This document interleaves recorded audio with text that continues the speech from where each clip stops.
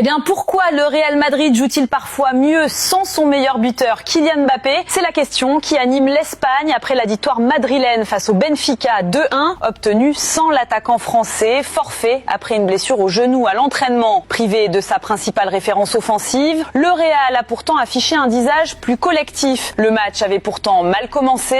Dès la 14e minute, Benfica ouvre le score après une erreur d'alignement défensif, mais la réaction madrilène est immédiate. 2 minutes plus tard, Aurélien Tchouaméni égalise. L'action illustre parfaitement le changement tactique du soir. Aligné en pointe, Gonzalo Garcia ne marque pas, mais son travail sans ballon est essentiel. Par ses appels intérieurs, il attire la défense et libère un espace exploité par Federico Valverde, passeur décisif pour Tchouaméni. Une démonstration du rôle classique dans l'attaquant de fixation, capable de créer des occasions sans toucher le ballon. En seconde période, le Real souffre par moments avant de reprendre le contrôle grâce à un Vinicius Junior très inspiré. Plus libre sur son aile, le Brésilien fait la différence et inscrit le but de la victoire, confirmant sa grande forme récente avec un but marqué lors de chacun de ses 5 derniers matchs, toutes compétitions confondues. L'ailier brésilien a ensuite célébré en dansant devant le public du Santiago Bernabéu dans une ambiance électrique, reproduisant sa célébration du match aller à Lisbonne. Federico Valverde a également confirmé qu'il se sentait plus à l'aise au milieu de terrain au poste de latéral qu'il occupait auparavant sous les ordres de Xabi Alonso. Malgré tout, la rencontre a été marquée par l'inquiétante blessure de Raúl Asensio, évacué en ambulance, laissant le stade sous le choc. Au final, cette victoire relance le débat. L'absence de Mbappé a-t-elle favorisé un jeu plus équilibré ou s'agit-il simplement d'une adaptation ponctuelle réussie ?